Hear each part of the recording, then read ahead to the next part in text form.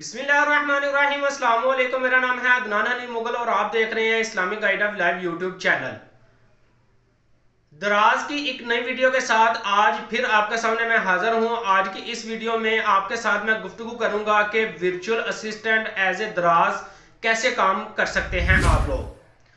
सबसे पहले तो हम बात करेंगे कि वर्चुअल असिस्टेंट होता क्या है। वर्चुअल असिस्टेंट पर्सन वो इंसान होता है जो अपनी सर्विस प्रोवाइड करता है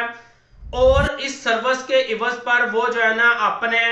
जो ऑनर होता है स्टोर का उससे जो है ना वो अपना मुआवजा ले रहा होता है। इस चीज को कहा जाता है वर्चुअल असिस्टेंट। यानी कि अक्सर आपने जो है ना किसी कंपनी में या किसी अपने बड़े कुलीग से या एक सीनियर सिटीजन से या एक सीनियर बिजनेसमैन से अपने ऑफिस में अक्सर ये चीज सुनी होगी कि आप जो है ना अगर आप as a citizen senior citizen है तो उसमें जो है ना आपको ये चीज पता चल रहा होगा कि उन्होंने कई बार ये जिक्र किया होगा कि मैंने अपना एक असिस्टेंट रखा हुआ है। तो वो असिस्टेंट का काम क्या होता है? असिस्टेंट का काम यही होता है कि उसने जो है ना आपको अपना आपका जो मुकम्मल काम है होता है उसको खुद उसने जो है ना मैनेज करना होता है। वो खुद सारा जो है ना आपका काम हैंडल कर रहा होता है। तो इस चीज को कहा जाता है वर्चुअल असिस्टेंट। अब आपको मैं ये तफसीलन बताता हूं कि अब आप अगर दराज पर एज ए वर्चुअल असिस्टेंट काम करना चाह रहे हैं तो इसके लिए आपको किन चीजों की जरूरत पड़ सकती है। अगर आप दराज पर वर्चुअल असिस्टेंट का काम करना चाह रहे हैं तो इसके लिए जरूरी है कि आप जो है ना दराज पर अपना दराज पर आपको अच्छी खासी दराज के बारे में इंफॉर्मेशन होनी चाहिए और आपको इस चीज के बारे में पता होना चाहिए कि आप जो है ना दराज पर आपने प्रोडक्ट अपनी कैसे अपलोड करनी है, दराज की जो स्टोर है उसको मेंटेनेंस उसकी कैसे करनी है, दराज के स्टोर की डेकोरेशन कैसे करनी है, दराज पर जो ऑर्डर आ रहे हैं उनको आरटीएस कैसे करना है, दराज पर जो ऑर्डर आ रहे हैं उनको दराज हब तक कैसे पहुंचाना है, उसके बाद दराज पर जो आपने प्रोडक्ट अपनी अपलोड करनी है उनकी फोटोग्राफी कैसे करनी है, उसके बाद दराज पर जो वीकली या एनुअल बेस पर जो कैंपेन्स आती हैं उनको कैसे जो है ना अपनी प्रोडक्ट को उनमें ऐड करना है। या इसके बाद जो है ना आपने दराज पर एक बिजनेस एडवाइजर का टूल होता है उसको कैसे इस्तेमाल करना है। या फिर आपने अपने दराज के स्टोर पर दराज के स्टोर की जो प्रोडक्ट्स हैं उनको सेलर पिक में कैसे ऐड करना है। और ये सारी चीजें आपने दराज की ऑन पे एसईओ ऑन पेज कैसे करनी है, ऑफ पेज एसईओ कैसे करनी है और दराज के 1 बाय 1 प्रोडक्ट की मेंटेनेंस कैसे करनी है। ये सारी चीजों के बारे में अगर आपको नॉलेज है तो फिर कहीं जाकर दराज पर वर्चुअल असिस्टेंट का काम कर सकते हैं।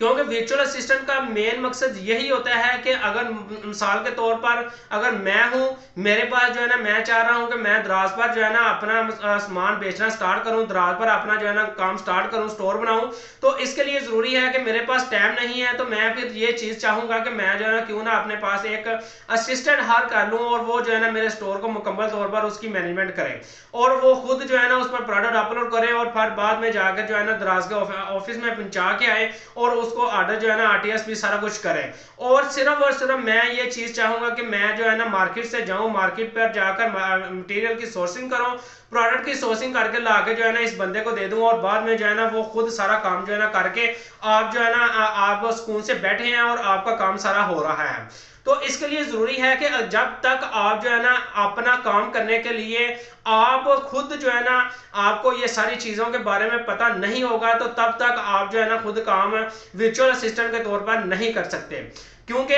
मैं बाज़ औक़ात ये होता है कि जो है ना मैं चाह रहा होता हूँ कि यार मेरे पास जो अकेला जो है ना मेरे पास 5 स्टोर हैं या ऐसे समझ लें कि मेरे पास एक ही स्टोर है और उस स्टोर पर जो है ना मैं प्रोडक्ट की लिस्टिंग करना, उसके बाद प्रोडक्ट पर जो ऑर्डर आने हैं वो जो है ना उनको मैनेजमेंट करना, आरटीएस करना, सेलर पिक का इस्तेमाल करना, on page of page SEO करना, प्रोडक्ट की सोर्सिंग करना, ये सारा इतना बड़ा जो काम का बर्डन है ये सारा मैं खुद अपने पॉइंट ऑफ व्यू से नहीं कर सकता। तो इसके लिए मैं फिर ये चीज की कोशिश करता हूं कि क्यों ना जो है ना मैं कुछ काम वो खुद कर लूं और कुछ काम के लिए जो है ना किसी दूसरे बंदे को हायर कर लूं और वो बंदा जो है ना मेरा बाकी का काम कर दे। बाद औक़ात ऐसा भी होता है कि जो है ना, मैं जैसे ऑलरेडी आपको पहले बता चुका हूँ कि बाज़ लोगों के ये हिसाब होता है कि उनका जो है ना ऑलरेडी एक सेपरेट बिजनेस चल रहा होता है और वो इसको as a part time, as a जो है ना सेपरेट बिजनेस के पॉइंट ऑफ व्यू से जो है ना दराज के स्टोर पर काम करना चाह रहे होते हैं। तो वो जो है ना अपने लिए कुछ बंदे हायर कर लेते हैं और वो जो है ना उन पर एज ए वर्चुअल असिस्टेंट काम कर रहे होते हैं। लेकिन इनमें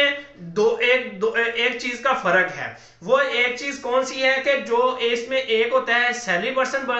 बंदा और एक होता है वर्चुअल असिस्टेंट बंदा। सैलरी पर्सन बंदा वो होता है कि जिसको जो है ना सिर्फ और सिर्फ अपने टाइम के साथ लगन होती है कि वो ये चीज चाह रहा होता है कि मैंने जो है ना सिर्फ अपना जो ड्यूटी टाइम है उसको कंप्लीट करना है और उसके बाद जो है ना मैंने घर चल जाना है, बेशक मेरी तरफ से इसका काम मुकम्मल हो या ना हो। उसकी ये कोई नियत नहीं होती है कि मैंने जो है ना बहरहाल कुछ भी हो जाए आज का मेरा जो टास्क है उसको कंप्लीट करना ही करना है। लेकिन ऐसा कुछ नहीं होता। वो यही चीज चाह रहा होता है कि बस मैं जो है ना सुबह 9 बजे ऑफिस जाऊं, 6 बजे छुट्टी हो जाए, 1 घंटा ब्रेक हो जाए और मैं जो है ना शाम को फारग हो जाऊं, मैं घर जाके सुकून से रेस्ट करूं। लेकिन वर्चुअल असिस्टेंट का काम ये होता है कि वर्चुअल असिस्टेंट को जो टास्क दिया जाता है तो उसने उस टास्क को कंप्लीट करना ही होता है। बेशक उसके लिए उसको जो है ना 24 घंटे में से 20 घंटे काम करना पड़े और बेशक उसको 24 घंटे में से वो 4 घंटे में अपना टास्क को कंप्लीट कर ले।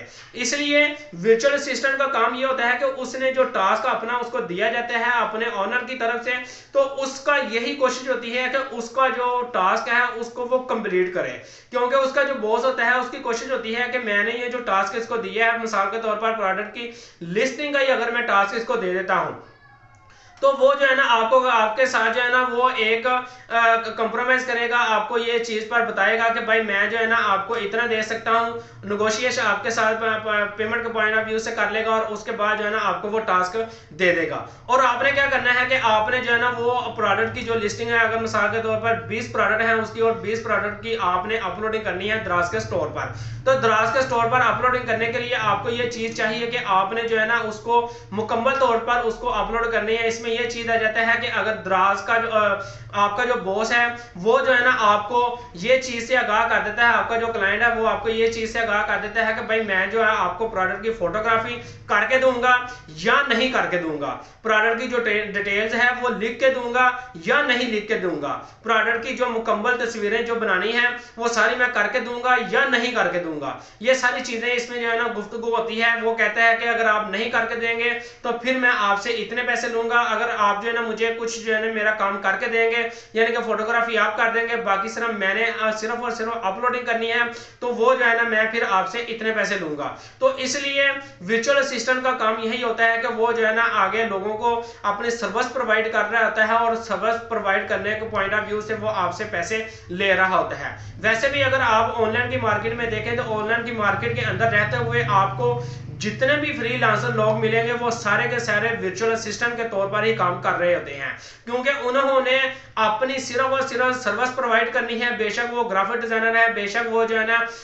कंटेंट राइटर है, बेशक वो डिजिटल मार्केटिंग पर काम करते हैं, बेशक वो एंड्रॉइड डेवलपर हैं, बेशक आईफोन डेवलपर हैं, या बेशक वो वेबसाइट डेवलपर हैं, या वो बिजनेस कंसल्टेंट हैं, वो कुछ भी हैं, वो जो है ना सिर्फ और सिर्फ अपनी सर्विस प्रोवाइड करेंगे और उसके बाद जो है ना वो आपको अपने क्लाइंट को अपनी सर्विस को मुकम्मल होने के बाद अपना प्रोजेक्ट क्लाइंट को डिलीवर कर देंगे और फिर बाद में क्लाइंट जो है ना आपको उस प्रोजेक्ट पर आपका मुआवजा दे देगा। ये मुआवजा का जो लेन देन होता है ये पहले से ही नेगोशिएट कर लिया जाता है। वो पहले से आप खुद बता देते हैं कि भाई मैं जो है ना आपसे $5 लूंगा और आपको वो कह रहा होता है कि ठीक है भाई मैं आपको $5 दे दूंगा और इसके बाद जो है ना आप उसका प्रोजेक्ट को पर काम करना स्टार्ट कर देते हैं। तो इसलिए वर्चुअल असिस्टेंट का मेन काम यही होता है कि उसने अपनी जितनी उसके पास नॉलेज है, जितनी उसके पास स्किल्स हैं, वो स्किल्स जो है ना वो अपनी प्रोवाइड कर रहा होता है और स्किल्स के इवज पर वो आपसे मुआवजा ले रहा होता है। तो मैं उम्मीद करता हूं कि आपको जो है ना वर्चुअल असिस्टेंट के पॉइंट ऑफ व्यू से मुकम्मल तौर पर पता चल गया होगा कि आपने वर्चुअल असिस्टेंट अगर दराज पर काम करना है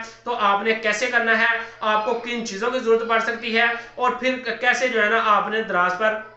अपना वर्चुअल असिस्टेंट के तौर पर काम करना है। तो मैं उम्मीद करता हूं कि आज की ये वीडियो आपको जरूर पसंद आएगी